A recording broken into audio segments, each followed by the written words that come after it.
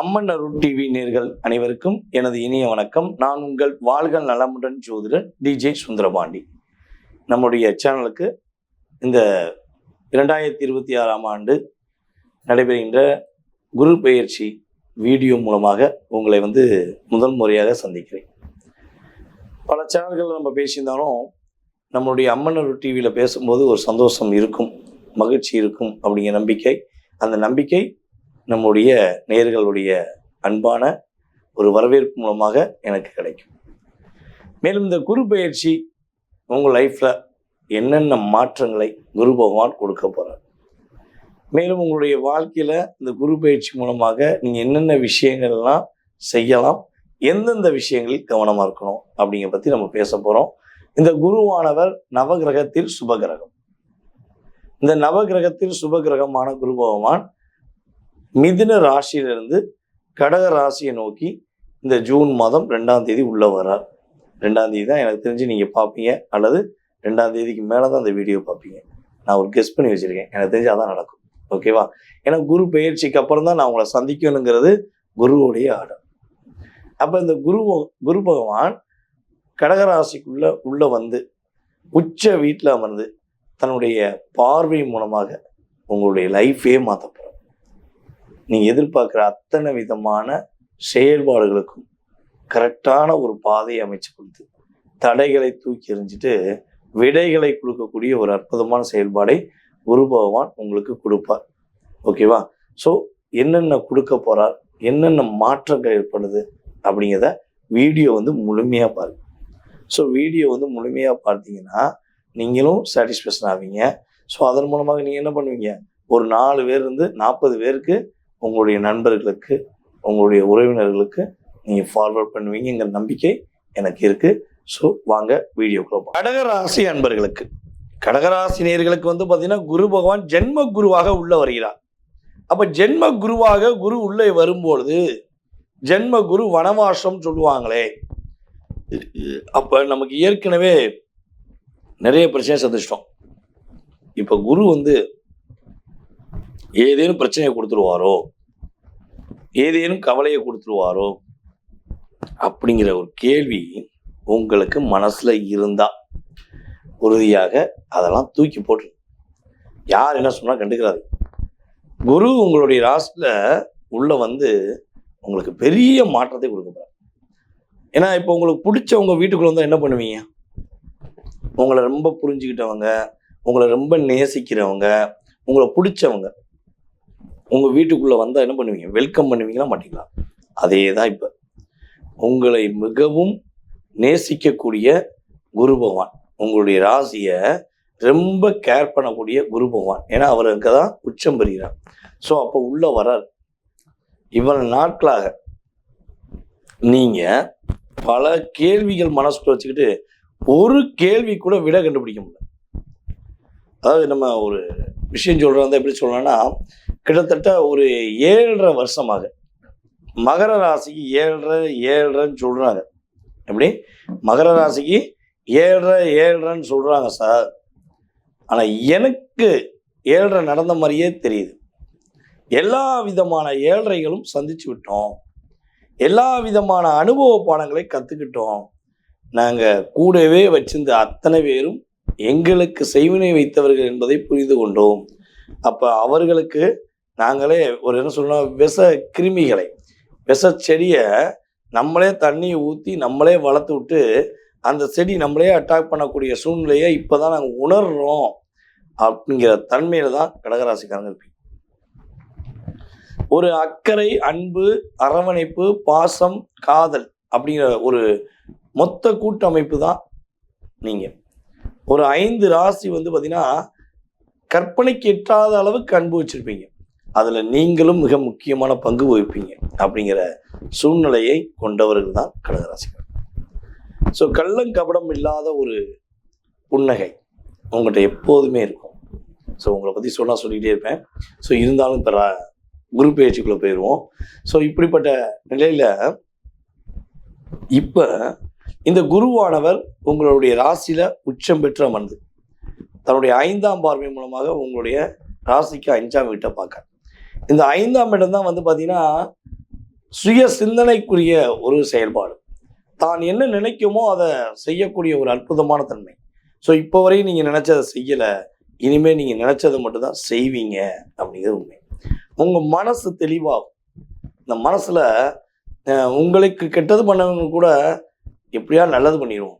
நமக்கு அவங்க கெட்டது பண்ணாங்க, ஓகே, பட் நம்ம ஏதாவது முடிஞ்சாலும் நல்லது பண்ணுவோம் அப்படிங்கிற ஒரு செயல்பாடு தான் உங்களுக்கு இருக்கும்.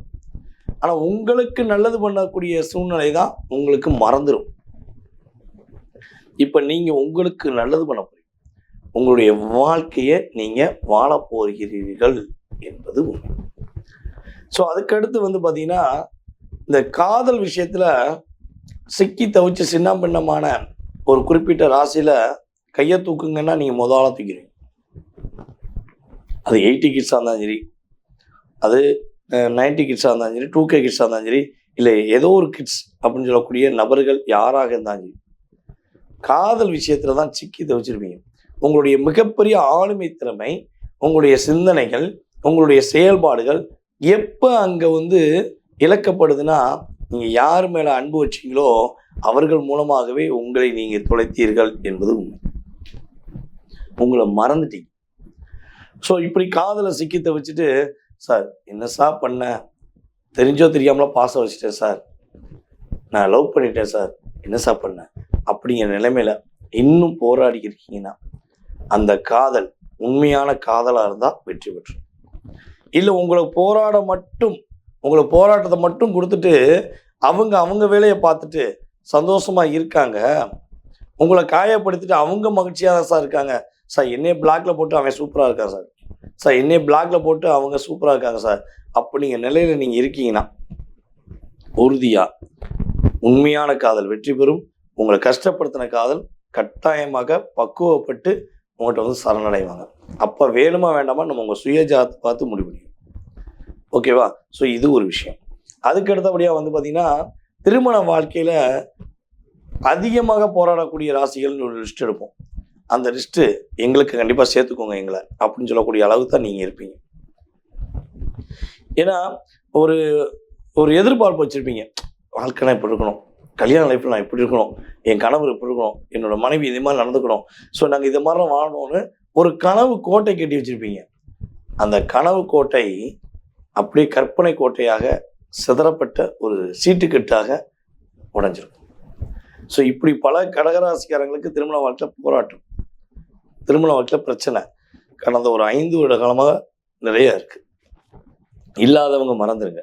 இல்லாதவங்க சுயஜாதத்தில் 7ஆம் இடம் வலுவாக இருந்தால் இருக்காது, அதை மீறி இருக்குங்கிறவங்களுக்கு இது ஒரு எடுத்துக்காட்டு. ஸோ உங்களுடைய திருமண வாழ்க்கை இனிமேல் அந்யுன்யமாக இருக்க போகுது. உங்களுடைய எதிர்பார்ப்புகளை புரிந்து கொண்டு உங்களுடைய கணவர் அல்லது உங்கள் மனைவி உங்கள்கிட்ட அன்பு காட்டுவாங்க. ஓகேவா? ஸோ அதே போல் இப்போ ஒரே ஏரியாக்குள்ளே இருக்கும், ஒரே வீட்டுக்குள்ளே இருக்கும், ஒரே ரூம்குள்ளே இருக்கும், ஆனால் ஒருத்தருக்கு ஒருத்தர் பேசிக்க மாட்டோம். யார் அப்படி இருக்கீங்க? யாரெல்லாம் எதிர்பார்த்து காத்திருக்கீங்க, ஆனால் இன்னும் உங்களுடைய ஆப்போசிட் பார்ட்டி அதுக்கான அங்கீகாரமே கொடுக்கல. ஆனால் உங்கள் எதிர்பார்ப்பு உண்மை தானே? அந்த எதிர்பார்ப்பு நிறைவேற போது உங்களுக்குள்ள உள்ள ரிலேஷன்ஷிப் ஸ்ட்ராங்காக போகுது. இனிமே அவங்க உங்களை புரிஞ்சுக்கிட்டு உங்கள்கிட்ட அன்பு காட்டக்கூடிய சூழ்நிலை, உங்களுடைய ரியாலிட்டி அன்பை உணரக்கூடிய தன்மை கிரக ரீதியாக உண்டு. ஸோ குலதெய்வத்துடைய ஆசீர்வாதமும் உங்களுடைய இஷ்ட தெய்வத்துடைய ஆசீர்வாதமும் இனிமே தான் உங்களுக்கு கிடைக்க போகுது. அதேபோல் உங்களுடைய அப்பாவுக்கு ஏதாவது ஹெல்த்தில் பிரச்சனை இருக்குது, இல்லை அப்பா வழி உறவுகள் மூலமாக உங்களுக்கு பிரச்சனை இருக்குது, அப்பா சொத்துல பிரச்சனை இருக்குது, இது எந்த பிரச்சனையும் சரி உங்களுக்கு அது சரியாயிடும். உங்கள் மேலே உங்கள் அப்பா அளவு கடந்து அனுப்புவாங்க, உங்களை உயிராக பார்ப்பாங்க. என் தேவதை அப்படின்னு சொல்லுவார் உங்கள் அப்பா, உண்மை தானே? என் ராஜாடா அப்படின்னு சொல்லுவார மாட்டாங்க. அந்த அளவுக்கு அன்பு வைத்த உங்களுடைய அப்பா இப்போ உங்க கூட பேசலை அப்படின்னா கண்டிப்பாக பேசுவாங்க. அப்பாவுக்கு ஏதாவது பிரச்சனை இருக்குன்னா சரியாகும். உங்களுடைய அமைப்பின்றைய கிரகங்கள் உங்களுக்கு மிகப்பெரிய வலிமையை கொடுக்க போகிறது உண்மை. பூச நட்சத்திரக்காரங்க பட்ட கஷ்டத்தை சொன்னால் சொல்லிக்கிட்டே இருப்பேன். கிட்டத்தட்ட இந்த 2025 ஒரு ஜூன்லேருந்தே போராட்டம் போராட்டம் போராட்டம் போராட்டம் மட்டுமே போராட்டம் அப்படி மாதிரி இருந்துச்சு. ஸோ அது சரியாக போகுது. குரு பகவான் சனி பகவானை பார்க்கறதுனால நிறைய விஷயங்கள் நீங்கள் உணர போறீங்க. கவலைப்பட தேவையில்லை. உங்களுக்கு குழந்தை பாக்கியத்துக்காக காத்திருக்கீங்கன்னா உங்களுக்கு குழந்தை பாக்கியம் உறுதியாக உண்டு. முதல் குழந்தைக்கு எதிர்பார்த்தீங்கன்னா முதல் குழந்தை, 2வது குழந்தைக்கு எதிர்பார்த்தீங்கன்னா 2வது குழந்தை அப்படிங்கிறத குருபவன் அற்புதமாக கொடுக்க போகிறார். சார் 2 குழந்தையும் பெண் குழந்தையாக வந்துருச்சு. ஒரு ராஜா மாதிரி ஒரு ஆண் குழந்தை எதிர்பார்க்க கிடைக்குமா? கண்டிப்பாக கிடைக்கும். சார் 2 குழந்தையும் ஆண் குழந்தையாக பிறந்துச்சு, மகாலட்சுமி எங்கள் வீட்டில் பிறக்குன்னு ஆசைப்படுறேன், கிடைக்குமா? கண்டிப்பாக கிடைக்கும். சார் குழந்தைக்கு 3 குழந்தை நீங்கள் சொன்ன மாதிரி இருக்குது, ஆனால் என் குழந்தைங்க என்னை புரிஞ்சுக்கவே மாட்டேங்காங்களே, என்னை கொஞ்சம் கூட நேசிக்க மாட்டேங்காங்களே, குழந்தைகளுக்காண்டி தான் நான் வாழ்கிறேன், என் வாழ்க்கையில் ஒரு மாற்றம் வருமா? கண்டிப்பாக உங்கள் குழந்தைகள் மூலமாக உங்களுக்கு மதிப்பு, மரியாதை, அங்கீகாரம் கிடைக்கக்கூடிய ஒரு அற்புதமான சூழ்நிலையை கடகராசி என்பர்கள் பெற போறீங்க. இந்த அற்புதமான மாற்றங்களுடன் நீங்கள் என்ன வழிபாடு செய்யலாம்? ஒன்றுங்க, இருக்குங்குடி மாரியம்மனை பிடிச்சிக்கோங்க. விருதுநகர் மாவட்டம் சாத்தூர் வட்டாரத்தில் உள்ள இருக்குங்குடி மாரியம்மனை போய் வழிபாடு செய்யுங்க. ஆற்றங்களில் நம்முடைய அம்மன் அப்படியே அற்புதமாக அமர்ந்திருக்காங்க. அவங்களுடைய அற்புதங்கள் மிகப்பெரிய வாழ்க்கையை மாற்றக்கூடிய செயல்பாடாக இருக்கும். அம்மனை போய் பாருங்க, இருக்குங்குடி மாரியம்மனை பார்த்து, தாயே நீ தான் எனக்கு உறுதுணைன்னு சொல்லி போய் நில்லுங்க. நிறைய மாற்றங்களை நீங்கள் உணர்வீங்க. அங்கே இருக்குங்குடி மாரியம்மன் கோயில் போயிட்டு வரவங்க எல்லாத்தையும் தொலைச்சிட்டு வந்துடுவாங்க. என்னென்னதை? கஷ்டத்தை, துன்பத்தை, துயரத்தை, கவலையை தொலைச்சிட்டு இன்பங்களை மட்டும் அம்மன்கிட்ட இருந்து அப்படியே வாங்கிட்டு சந்தோஷமாக வர்றாங்க. ஸோ நீங்களும் போங்க, சந்தோஷமாக இருப்பீங்க. யார் யாரெல்லாம் இருக்குங்குடி மாரியம்மனுக்கு போயிருக்கீங்களோ, அம்மனை போய் பார்த்துருக்கீங்களோ, கீழே கமெண்ட்ஸ் கொடுங்க. போகணும்னு நினைக்கிறவங்களும் ஸ்ரீ இருக்குங்குடி மாரியம்மனை போற்றி போற்றி போற்றின்னு கீழே கமெண்ட்ஸ் கொடுங்க. வாழ்க வையகம், வாழ்க்கையில் வெற்றி. நேயர்களே, உங்களுக்கான உங்களுடைய ராசிக்கான குரு பகவானுடைய பெயர்ச்சியின் மூலமாக ஏற்படும் பொது பலன் இப்போ பார்த்துருக்கீங்க. ஸோ இந்த பொது பலனில் கிட்டத்தட்ட வந்து பார்த்தீங்கன்னா உங்கள் லைஃப்பில் ஒரு 20-30% நவ கிரகத்தில் சுபகிரகமான குரு பகவான் உறுதியாக ஒரு கிஃப்ட் கொடுப்பார். நான் சொன்ன விஷயங்கள் எல்லாமே உங்களுக்கு கிட்டத்தட்ட ஒரு 20-30% ஒரு சேஞ்சஸ் உண்டு. இதை தாண்டி உங்கள் மனசில் நிறைய கேள்விகள் இருக்கலாம்.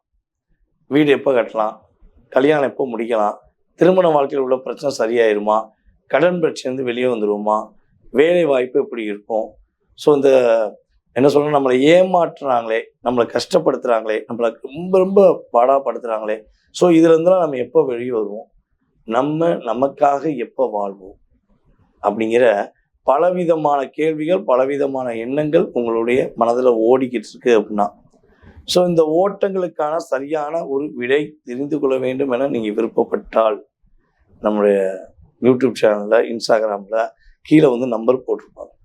ஸோ இந்த நம்பருக்கு நீங்கள் என்ன பண்ணுங்கள், வாட்ஸ்அப்பில் எஸ்எம்எஸ் போட்டுருங்க. நீங்கள் உங்களுடைய பெயர், பிறந்த தேதி, மாதம், வருடம், நேரம், பிறந்த ஊர், தற்போது எந்த ஊரில் இருக்கீங்க, எந்த நாட்டில் இருக்கீங்கிறது முக்கியம். ஏன்னா நம்ம சேனல் வந்து பார்த்திங்கன்னா எல்லா நாடுகள்லையுமே டெலிகாஸ்ட் ஆகியிருக்கு யூடியூப் சேனல்.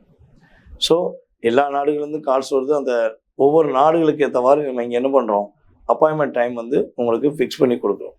அதனால் தயவு செய்து நீங்கள் பார்க்கணும் விருப்பப்பட்டால் ஃபஸ்ட்டு எஸ்எம்எஸ் போட்டுருங்க வாட்ஸ்அப்பில்.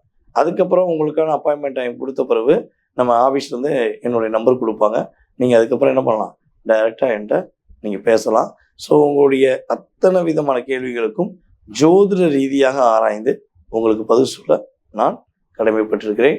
இதை தாண்டி எனக்கு ஜாதகம் இல்லையே, என்னுடைய எதிர்காலத்தை நான் தெரிஞ்சுக்கலாமா அப்படிலாம் நினைக்கிறீங்க அப்படின்னா உறுதியாக நீங்களும் உங்களுடைய எதிர்காலத்தை தெரிஞ்சுக்கலாம். நீங்கள் பிறந்த ஒரு வயதுன்னு ஒன்று தெரியுங்களா, எனக்கு ஒரு 40 வயது, எனக்கு ஒரு 30 வயது அப்படின்னு உங்களுடைய வயதை சொல்லி உங்களுடைய பேரை மட்டும் சொன்னால் போதும். உங்களுக்கும் அப்பாயின்மெண்ட் டைம் ஃபிக்ஸ் பண்ணி உங்களுடைய எதிர்காலத்தை துல்லியமாக கணிச்சு கூற முடியுங்கிறது என்னுடைய ஜோதிட ரீதியான ஆழ்மையான கருத்து.